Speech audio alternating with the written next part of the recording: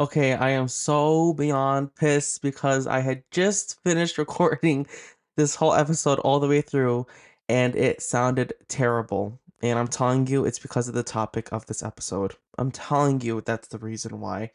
And I literally just ran down and told my mom, like, it's because I'm talking about Annabelle. And she started laughing because she knows it's the truth. If you guys already don't know, we are talking about Annabelle Comes Home, the 2019 movie, which is a horror slash mystery, and it was released in 2019, as I stated, and it is a sequel to the 2014 version of Annabelle, which I just talked about last week. So it's kind of creepy and unsettling that all these things seem to happen as soon as I start talking about Annabelle or even referencing her in an episode, something always occurs.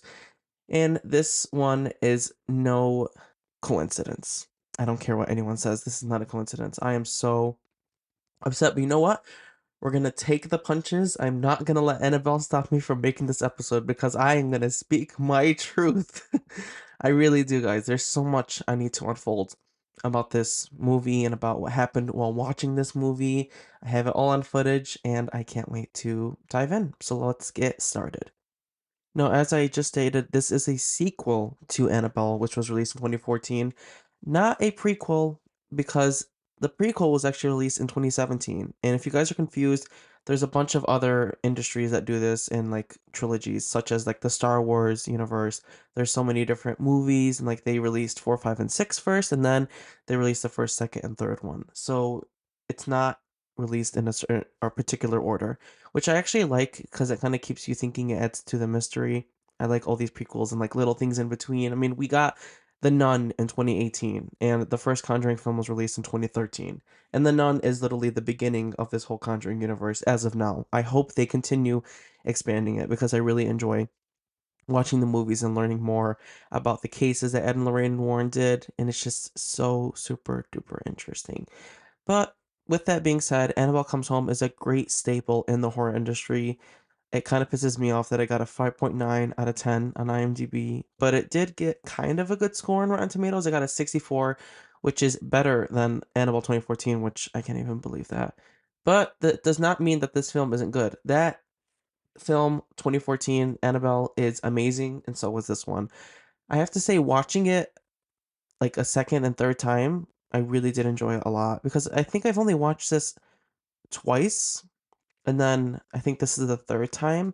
But it's funny because I don't even remember watching it twice. So it's either the second or third time, but I have to say this movie was a lot scarier than I had anticipated it to be, and I did not give it its stars that it deserved. So this is kind of my redemption to say that this film was extremely well done. It really was. And even the cast, I have to say Katie Sarif, who plays Daniela, and then we have Madison Eisman, who plays Mary Ellen, who's the babysitter of McKenna Grace, who plays Judy Warren. So we have kind of two babysitters in a way because Daniela and Mary Ellen are both babysitters in a way, but Daniela kind of invites herself to kind of stay at the Warrens because newsflash, she is or not even newsflash, kind of a spoiler alert. She is the one that doesn't believe in like this kind of stuff, and she like thinks of it as a joke when it's not, and she ends up being introduced to a very rude awakening, which I kind of think she deserves. But something interesting about her character and about her acting that I really have to point out is that you hate this character in the beginning and you dislike them for like causing mayhem, but throughout the film you start to like sympathize with her and you feel bad and like you understand the situation she's been through and like the reason that she even went into the Warren's house and she tried going to the museum that they have inside, like which is that room where everything's locked up, is because she's trying to contact her deceased dad who she believes she killed in a car accident, like she thinks it was her fault, which it wasn't. But it's definitely something really traumatic for her, and she like goes in, nothing happens, so she walks out and like locks the door, kind of admitting to defeat. And then later in the film, she starts seeing things and stuff starts going on, and that's when the chaos ensues and shit goes down. Everything goes down. Like everything starts going wrong. Everything that like she touched in that like cursed room like comes alive in a way. All these different things that all have a meaning. She doesn't believe in it any of it obviously. And I love the part where Annabelle or not Annabelle, excuse me. Oh my god. Annabelle's cursing this episode right now. When Judy Warren asks her, "What did you touch?" and she like freezes for a second and she's like, "Everything." And you're like, "Oh, you guys are screwed. You guys are done for." But I have to say the worst part is when she looked at Annabelle and she's like, "What did you do to be put in there?" And then she unlocks it, opens it, and then like picks it up and is like, "Oh, what's the?" and then puts it back, and then it falls out of the glass container. And obviously that's what happens is because she released the evil. The evil is no longer contained, hence why it's behind a sheet of glass, which is holy glass because it's from the church. Anyways, long story short, I have to say that Katie Sharif's acting as Daniela is so underrated, and it kind of destroys me that she didn't get any awards for her portrayal of this character because I'm telling you, it was phenomenal. To take a character that you hate so much in the beginning and then make it someone lovable, that is extremely difficult to do. As someone that's an actor, someone that has trained as an actor and is continuously training as an actor, that is something that is very sought after in this industry. And it's very difficult because she really did embody this character fully. And I feel like it came to her naturally because she was realizing the extent to what she had done and what she had released. And it's just so beautiful to like see it coming to life throughout the film because you start to feel so bad and you want to see her survive. And then the part, of course, which makes me so sad is when she ends up getting possessed by one of the brides that was like cursed. It's like a bride, and it ends up pulling some like reference from The Conjuring because the part of The Conjuring is like when she gets possessed, the mother in the Conjuring gets possessed, and she kind of gets thrown up in the mouth. That's what I call it, but it's kind of possessing her from the inside. This is what happens in this film, and she's that happens to her from a bride, and she leans over her and does the same thing. And I'm like, oh God, where is she? What's going on? I'm like, what's gonna happen? Like, what is she gonna look like? And then she's literally wearing the full bridal outfit, which I have to say was kind of funny in the beginning, but when she was beating Madison Eisman's butt, like her behind and like trying to kill her, I'm like, damn, wow. I'm like, she is not playing around. It was kind of funny, but I loved when Judy turned on like this projection that she turned on the beginning of Ed and Lorraine Warren doing an exorcism on Maurice, which is from The Nun, obviously another reference to The Nun, and when he's doing an exorcism on him, and that's what ends up getting the demon out of Daniela's body.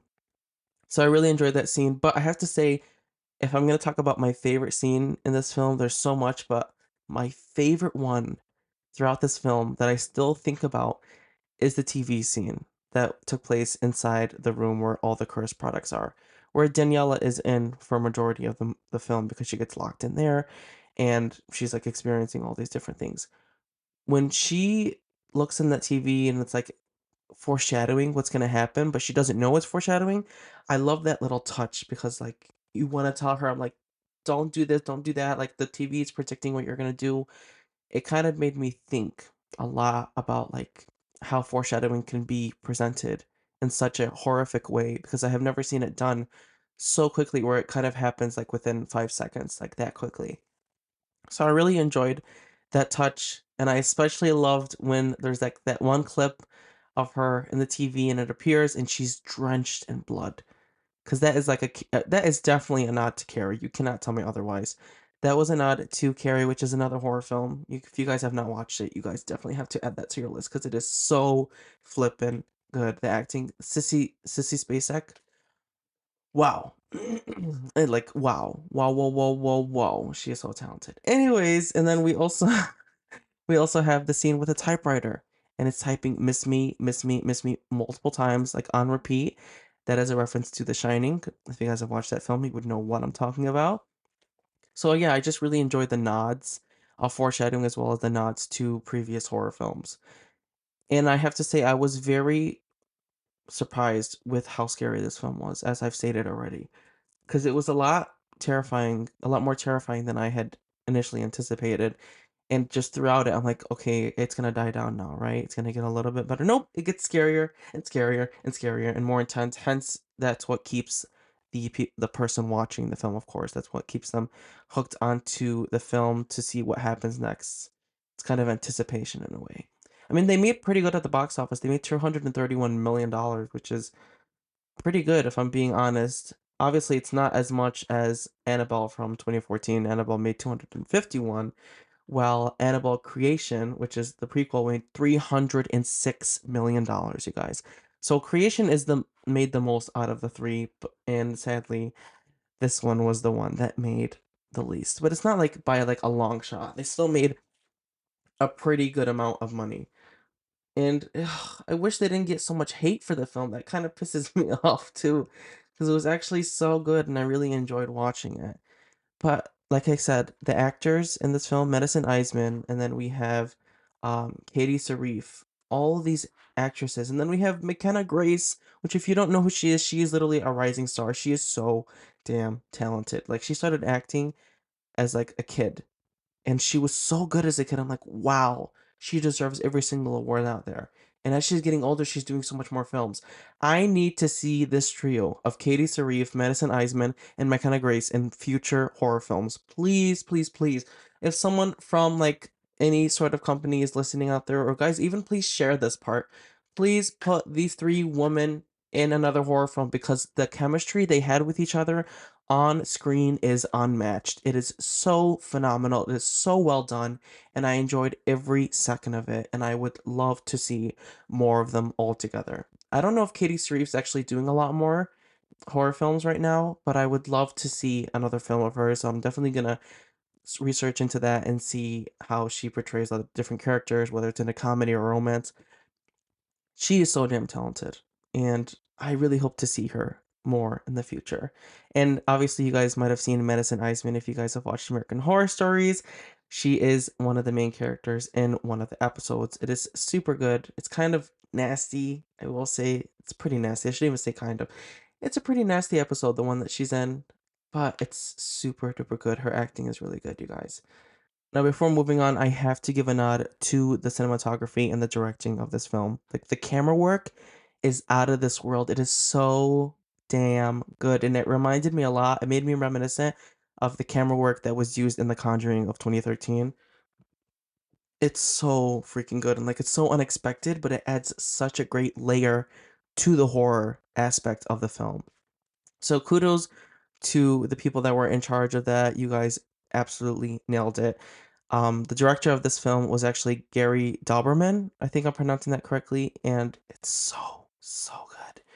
So you guys did a good one, and I have to say another great film that includes that cinematography being put to work and like just the ambience of the scene is when Judy knocks over like this little light fixture that she has in her room because she finds Annabelle in her bed and she throws Annabelle and it hits the light fixture and it falls to the floor.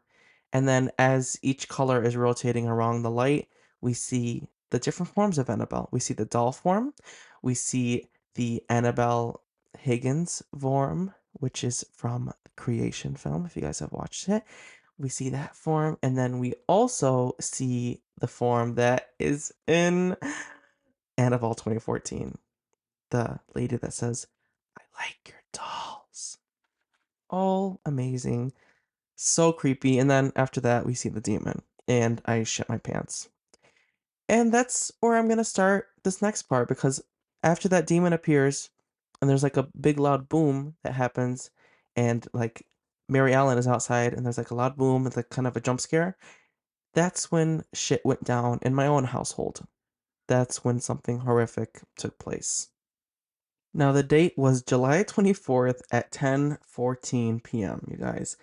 We were about 30 minutes left in the film, and we had just reached the part where I just stopped at in the review that I'm talking about right now, where she knocks over the light fixture and Annabelle appears and then the demon. And then jump scare, our TV froze. And it not didn't just freeze. It started making a really terrifying sound and like glitching and then it turned off by itself. And when I tell you, when this all went down, I was completely off guard and it happened and my jaw completely dropped. I was staring dead at the screen in complete disbelief. I could not believe it. And I'm like, wow. I immediately whipped out my phone and I said, I have to record this. Please keep doing this until I pull out my phone and start recording it because people are not going to believe me when I talk about this. And I got the footage. I got 7 seconds of footage of it going down, as well as the TV turning off and it going completely mute. Now I have two witnesses. I have my brother and my mom. My brother who didn't want to be there because he hates horror films. And then I have my mom who was watching it with me. It was insane. So I'm gonna play you the sound of what was going on so that you guys can hear it. And then I'm gonna upload the full video to the Instagram, to my Instagram at the Horror Quarters. So make sure to go over there and listen to it. It'll be on the next post. All right, here it is. 1 second.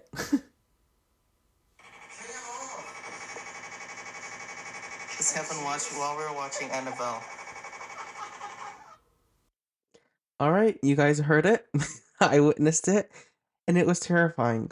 And like I said, the full video is going to be up on my Instagram. So I'm so happy that I got that on footage. I am never, ever going to forget that footage.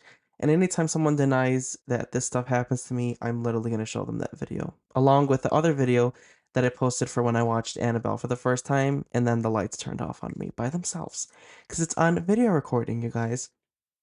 So thank God for phones. But that was not it. As soon as it happened, about like 10 minutes later, we didn't end up finishing the film. My mom didn't want to watch it because she was too creeped out after that, which I kind of can't blame her for that. But I went up to my room and I went to my closet and I was like recording my reaction. I was like, because this was going to be in a video episode, but then I got sick. And I also think I got sick because of this film because it's cursed. But let's just keep talking about the story. So I was in my closet and I was recording myself. I was like saying what just happened, all these things. It's kind of like a minute long like clip. And then as soon as I finished, I was walking out of my closet. And then what falls right behind me? The nun portrait that one of my amazing friends on Instagram, AHSFX memes, her name is Maggie. She she made this nun portrait for me. It dropped. Now it wasn't hanging, Maggie. Don't worry, it wasn't hanging. It was against the wall at the time. It was protected, and it just like slid. Like you didn't like hear like a loud boom, but you heard like it sliding. And I turn around and it's staring dead at me. I went ballistic, as you guys can imagine, and I immediately like closed the door and ran out. Now it just continues to get worse. Today, right before recording this episode, I hear three knocks outside my door and I yell out really like aggressively, like what? Like who's knocking? And one of my family members that was at like in the bottom floor, they were like, "What are you talking to? Like who are you talking to?" I went to open my door and no one was upstairs and I said, "Oh my God, I can't do this anymore." And then of course, as I said in the beginning of this episode, um I recorded this all the way through. And then the audio was horrible. Like you guys could like hear me breathing like very aggressively. I don't know why it does that cuz it's never done that before, but I guess that's just another mystery and it adds on to this cursed episode. So if anything happens to you guys while listening to this episode, please let me know on my Instagram at the horror headquarters cuz I would love to make sure that I'm not the only crazy one that's experienced this kind of stuff. Just talking about this film gives me like shivers down my chest and like all over my body. I'm literally wearing my Apple Watch right now because I need to make sure my heart rate doesn't go too high. Because just talking about this film freaks me out, you guys. Just living through what happened with that TV when it glitched and it made that noise that I played for you guys. I was like, all right, I think this is my retirement from horror films. Never, never. I never will retire from it because I love it too much. Rewatching Annabelle Comes Home was truly a gift, and I did enjoy it all. I ended up finishing the film on my own because my mom's too scared to finish it as of now. She might want to like finish it in like a week or two. We'll see. But I really did enjoy talking about this episode, you guys, as much as it did creep me the hell out. I love talking about horror, hence why I have this podcast. And the cast in this film is just so perfect and it's so great. And I especially loved the beginning. Little fun fact about the beginning, if you guys are still listening. the little scene with Ed and Lorraine Warren when they pick up the doll and they leave with the doll to put it in the little room that they have at their house. That scene when the car breaks down and Ed gets out of the car, that all happened. That entire thing occurred. Like they were having strange occurrences on their way home, which included the car breaking down. So that's kind of a nod to the case that involved Annabelle. And another thing is that this film is dedicated to Lorraine Warren, who passed away sadly in 2019, which is so sad. I would have loved to meet her and just talk with her. Even her husband too. I would have loved to have met them and kind of went over some things. I don't know. That's like if someone ever asks who would you like to talk to, dead or alive, I'd be like Ed and Lorraine Warren because I'd want to know more about their cases and I want to kind of I don't know, experience that because that's something really cool. And I feel like people that have talked with them and the interviews they have done, they were kind of ridiculed for the stuff that they did. But there's like so much proof for what they've done. So I don't know, it's kind of interesting. That's definitely something to keep in mind is that obviously you don't mess around with spirits. You don't mess around with evil spirits like this. Hence why I don't touch a Ouija board as much as I love talking about horror and like saying that I've experienced things. I will not ridicule or mess up anything to do with evil spirits. So let's all learn from Daniela from this film and let's not think that this stuff is a joke because it isn't. And if you guys think it is, by all means, do whatever you want, but don't come crying to me or to anyone saying that you experienced something crazy and it was like a nightmare because I'm just gonna turn the other way and I'm not gonna indulge you. And if you guys have listened to the Ouija episode, you guys would know exactly what I'm talking about. So yeah, thank you guys for listening.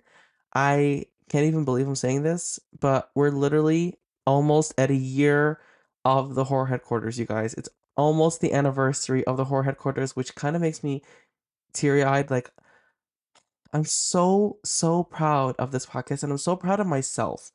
I don't mean to use this as kind of like being like all stuck up and everything, but this is one of the first times that I've done something and it's been consistent because it's obviously very difficult to continuously do something and release new episodes and edit it and like work on it and like make time for it.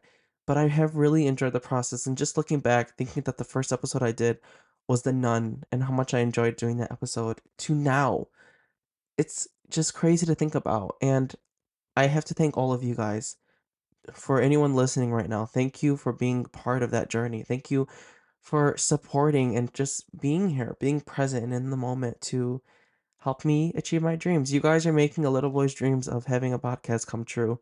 And I'm so grateful. There is just so much more down the road for this podcast, and I can't wait for it all to come to the light and for you guys to experience everything happening. So much planned for October, so much planned for September, and then of course August this month. There's going to be kind of a little celebration for the horror headquarters being released, and I can't wait, you guys. I'm just so super duper excited, especially for October, because not only is there something coming for the podcast, but I'm might be releasing a little something in the month of October. I'm not gonna say what, but I've been working on it for 2 years now. So yeah, I'm gonna leave you guys with that. I really hope you guys enjoy this episode. Make sure to follow us on all our streaming platforms and on our um, socials, which are all linked in the description below. And don't forget to cop that merch, the Horror Headquarters official t-shirt merch, you guys. It's out now. It is on Shopify and it is in the description below. There is a link where you guys can purchase it. It's super simple and the shipping will be super extremely fast, you guys. And for everyone that places an order, you guys will get a personalized letter from from yours truly. So I really hope you guys enjoyed this episode. Like I said, so much to come. Thank you for listening. Thank you for the support. And until next time, tread very lightly and pray for forgiveness. Midnight hour is approaching.